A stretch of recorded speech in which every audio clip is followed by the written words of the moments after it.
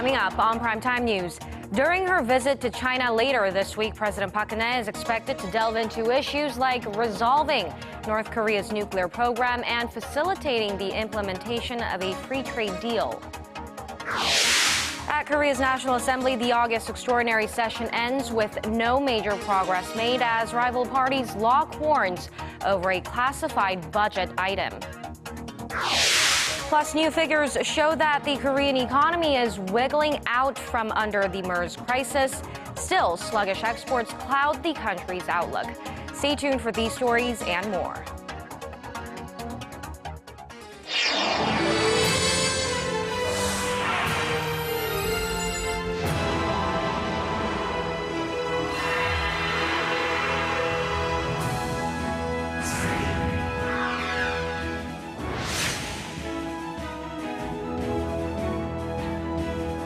Hello and welcome to Primetime News on this Monday, August 31st. I'm Hwang Ji-hye. And I'm Daniel Choy. Thank you for joining us. President Park Geun-hye visits China this week to attend their World War II victory celebrations. While there, she plans to meet both Chinese President Xi Jinping and Premier Li Keqiang to talk about curbing Pyongyang's nuclear program and Seoul's economic partnership with Beijing. Choi Yoo-sun starts us off. South Korea's presidential office says it anticipates China's contributions to restoring peace and stability on the Korean peninsula. President Park is scheduled for summit talks with President Xi Jinping Wednesday. She's expected to call on China to actively persuade North Korea to change course towards a thaw in cross-border ties. The summit could also generate momentum for a restart to the multilateral six-party negotiations to curb North Korea's nuclear program, as both Park and Xi are scheduled to meet U.S. President Barack Obama in the coming weeks. The South Korean president, who will be the only leader of a U.S. allied nation to attend the war victory events on September 3rd, including a Chinese military parade, is seeking to take the lead in the cooperative framework between its key ally Washington and regional partner Beijing. Ahead of her meeting with President Obama in October, President Park will likely push for a three-way summit with China and Japan, which could also pave the way for a one-on-one meeting with Japanese Prime Minister Shinzo Abe. The U.S. considers cooperation with Korea and Japan the centerpiece of its so-called pivot to Asia policy and wants Seoul and Tokyo to seek ways to improve relations strained by historical differences. On economic cooperation with Beijing, President Park will discuss further expanding mutual economic benefits by way of a free trade deal awaiting ratification on both sides with Chinese Premier Li Keqiang. President Park will also be accompanied by the largest ever business delegation on a trip, raising hopes for more future investments between Korea and China. Choi Yoo-sun, Arirang News. And during China's military parade, all eyes will be focused on who's seated next to Chinese President Xi Jinping.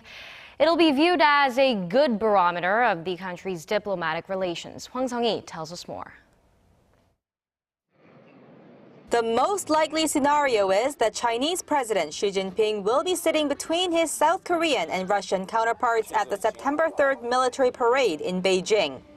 China and Russia are jointly celebrating the 70th anniversary of the end of World War II, and Beijing's high-profile event follows a similar ceremony held in Moscow in May. If the seat to the right of the Chinese leader is reserved for Putin to showcase China-Russia ties, most speculate President Park Geun-hye will be seated to his left. This given South Korea's status among the 30 countries attending the upcoming celebrations, which includes Sudan and Venezuela, as well as blossoming Seoul-Beijing ties.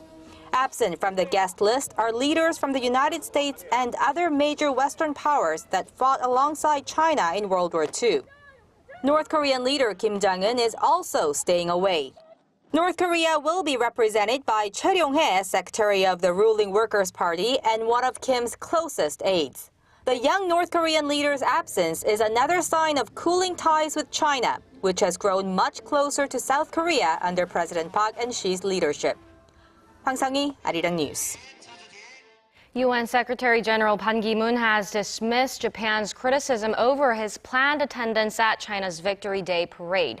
Ban told China's Xinhua news agency that although he was aware of concern in Japan, which believes the UN should remain neutral on the commemoration of historical events, it's also important to recognize China's wartime contribution and sacrifice during World War II.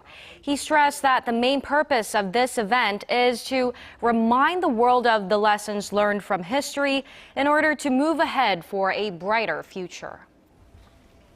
Just a week from now, the two Koreas will meet to iron out details for resuming the reunions of families separated by the Korean War. The initiative follows an inter-Korean agreement reached earlier last week. And according to our Kim Hyun-bin, Seoul is also hoping to discuss holding the event on a regular basis. Take a look. South Korean Red Cross officials will meet with their counterparts from the north next Monday for working-level talks at the truce village of Panmunjom to discuss reunions of separated families from the Korean War. The ministry says it plans to hold a reunion as soon as possible near the holiday Chuseok beginning September 27th. Unification Ministry spokesman Hwang Ji-hye said on Monday that the two sides will finalize details for reunion and waits to hold the event on a regular basis.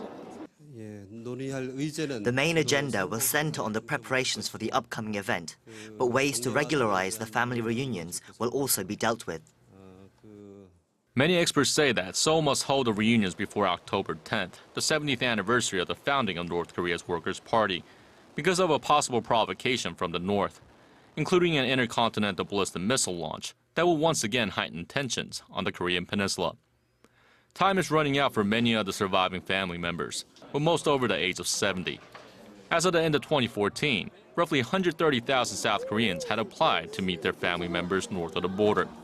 However, a little more than 68,000 remain living today. Since 2000, 19 rounds of reunions for separated families have been held, with the last occurring in February of 2014. Kim Hyun-bin, Arirang News. The United States is South Korea's closest ally, and the Korea-U.S. alliance is, of course, at the core of peace in Northeast Asia and the Korean Peninsula. That is according to South Korean Prime Minister Hwang Ji-hye and Washington Governor Jay Inslee during a meeting in Seoul on Monday. They discussed last week's landmark inter-Korean deal to defuse heightening tensions on the Korean Peninsula following the latest exchange of artillery fire and landmine explosions that severely wounded 2 South Korean soldiers. Hwang also noted the governor's visit will enhance trade between the U.S. state of Washington and Korea, the 6th largest exporter to the state.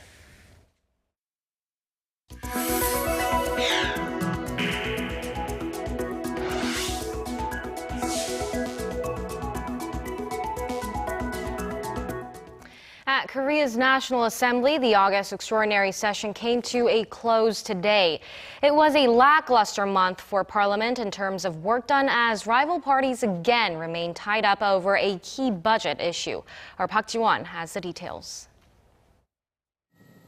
Lawmakers made very little progress as the August extraordinary session closed out on Monday. Since convening on August 7th, Parliament has passed less than a dozen bills for the least productive monthly session so far this year. Various legislation got backed up as the two main rival parties clashed over a multi-million-dollar classified budget item. It's a key issue that emerged during talks at the Assembly's Budget Committee meeting last week. Main opposition New Politics Alliance for Democracy lawmakers are demanding full disclosure of a so-called special activities budget. The public needs to know how their taxes have been spent. Money allocated under the item of special activities came from people's pockets. We shouldn't let our taxpayers' money get drained any longer. But the ruling Saenuri party is rejecting the idea, claiming the over $740 million annual budget is used to fund the nation's classified intelligence activities.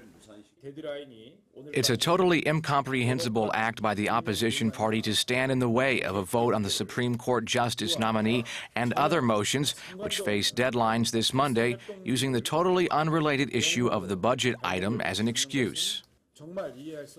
With the two parties at odds, the final full assembly of the August session was called off, also leaving the government's budget settlement for last year unsettled, among other urgent votes. A closed-door meeting was held Monday afternoon in an attempt to resolve the issue and to reschedule the full assembly, but that also fell through. Due to the standoff, a substantial setback is expected for the National Assembly's 100-day regular session, which will begin on Tuesday. Park Ji-hye, Arirang News. Korea's Finance Minister Choi Kyung-won has urged a three-way committee of government, labor, and management to reach a compromise on labor market reforms by early next month. Choi said Monday that the agreement is critical to earmark funds for those affected by an overhaul in the labor rules. The government and management are set to soon resume talks with the Federation of Korean Trade Unions, the nation's largest trade union. Korea's 5 major business lobby groups also called for labor reforms to spark job creation. The group, including the Federation of Korean Industries and the Korea Employers Federation, have voiced difficulties in increasing investment and employment due to the rigid labor market. For the first time ever, Korea's outbound shipments to China have accounted for more than 10% of China's import market over a 6-month period. This comes despite a fall in China's imports. Kwon So-ah tells us more. The proportion of Korean imports in China in the first half of the year has risen by 1 percentage point from the same period last year to 10.7%, reaching a double-digit figure for the first time ever.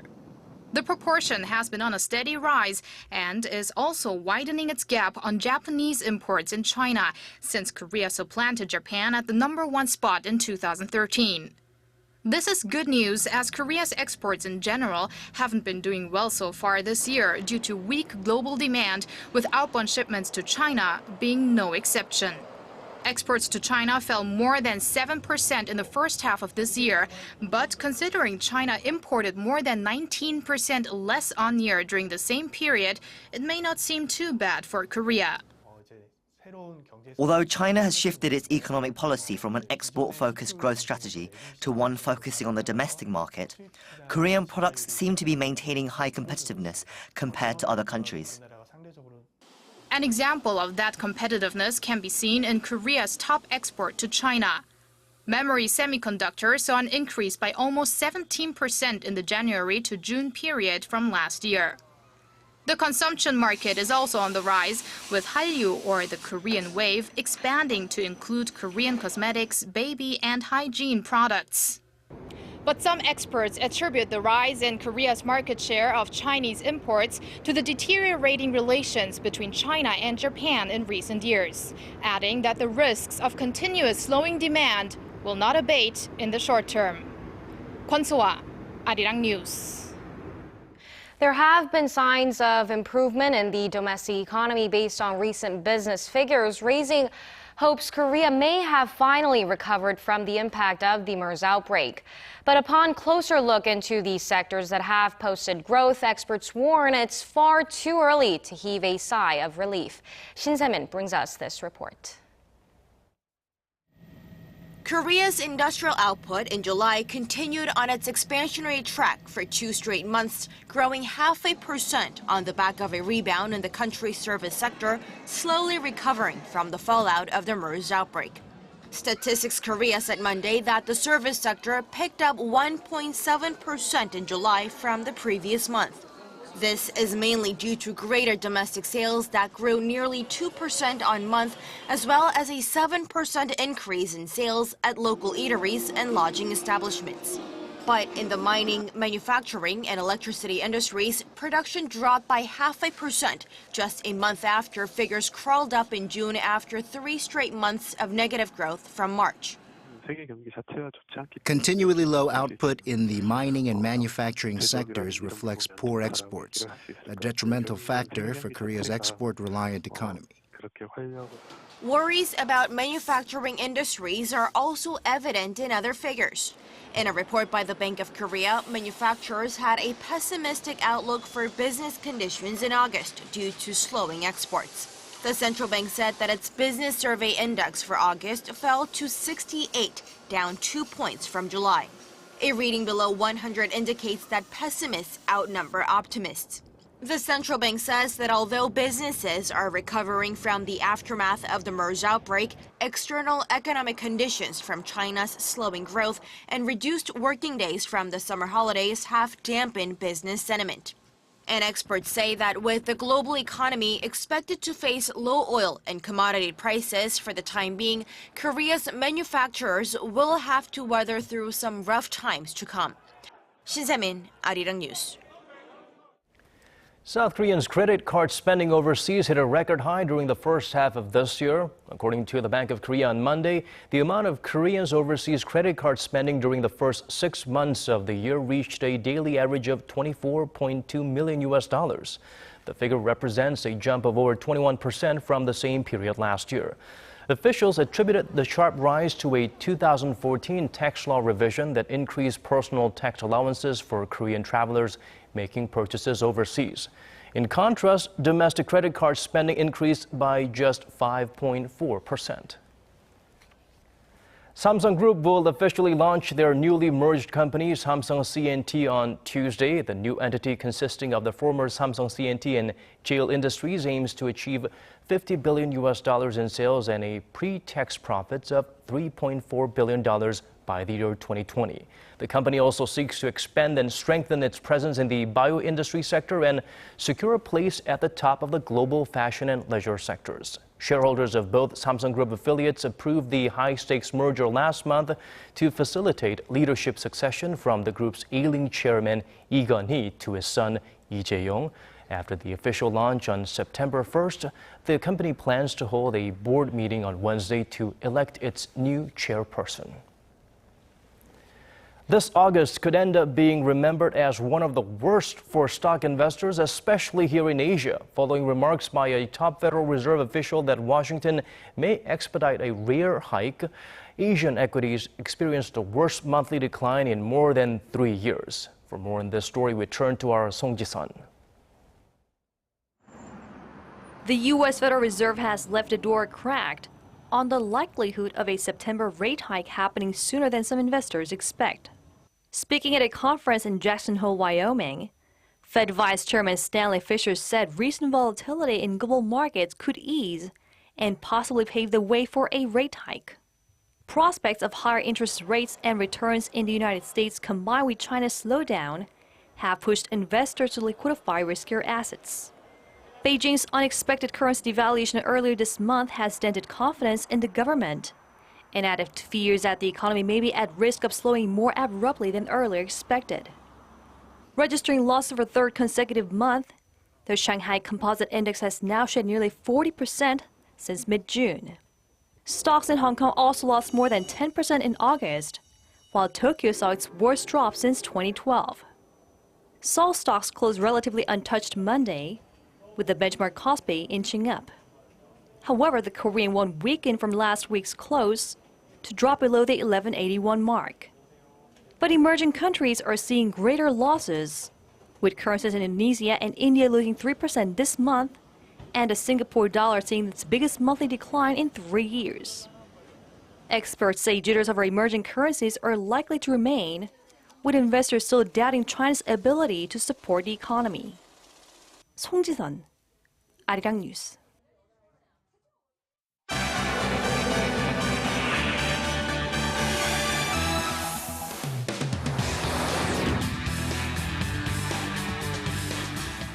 And for today's top international news headlines, we actually have a new correspondent at the news center, Bruce Harrison. And today's focus, the Islamic State group strikes against ancient Syrian monuments. EU leaders are set to meet over the migration crisis, and a heavyweight in the horror film industry dies. Well, Bruce, first of all, welcome aboard. Good to be here, guys. Now let's start with the attack on Syria's cultural heritage, Bruce. Well, Ji-hye, this is the second attack by IS militants on a Syrian temple this month. The Syrian Observatory for Human Rights said this time they targeted the Temple of Bel, but it's unclear the extent of the damage. The Roman-era structure is located in the desert city of Palmyra, where earlier this month, Islamic State detonated explosives in the ancient Baal Shemin temple. UNESCO called the act a war crime aimed at wiping out a symbol of Syria's diverse cultural heritage. IS has proclaimed a caliphate in territory it holds across Syria and Iraq, and it regularly demolishes monuments it considers sacrilegious. Earlier this month, Syria's antiquities chief said the group beheaded an elderly archaeologist who had looked after Palmyra's ruins for 4 decades. The flood of migrants into Europe has reached a massive level, and leaders of European Union countries are scrambling to find solutions. Luxembourg is the chair of the EU's Governing Council, and it summoned ministers from all union states to meet in 2 weeks. EU countries have widely varying laws on migration, with some governments refusing to take in any refugees at all. Hungary is currently building a wall along the border with Serbia to keep out thousands of migrants. Many leaders view the construction as cruel and inhumane. French Foreign Minister Laurent Fabius said European authorities need to have a serious talk with Hungarian officials. They're extremely harsh. Hungary, as part of Europe, which has values, and we do not respect those values by putting up fences that we wouldn't even use for animals. Hundreds of people cross the border every day while the fence is still incomplete. Not all make it. Thousands of refugees from Africa and the Middle East die fleeing poverty and war. The film industry has lost a legend whose work made falling asleep difficult for decades over fears of who you may encounter in your dreams. Filmmaker Wes Craven died Sunday from brain cancer. He was 76. Craven was famous for directing slasher film A Nightmare on Elm Street. The movie introduced the world to Freddy Krueger, a deformed killer who entered the dreams of teenagers and murdered them while they slept. Craven was also behind the 1990s horror success Scream. It's great. It's a lot of fun. There's so much talent in this cast. They're all fun individuals, and a lot of talent and skills coming into the picture. So it's great. Craven's most recent work, a graphic novel, a new film, The Girl in the Photographs, is set to premiere next month at the 2015 Toronto Film Festival. And that's your international news for now. Have a good night.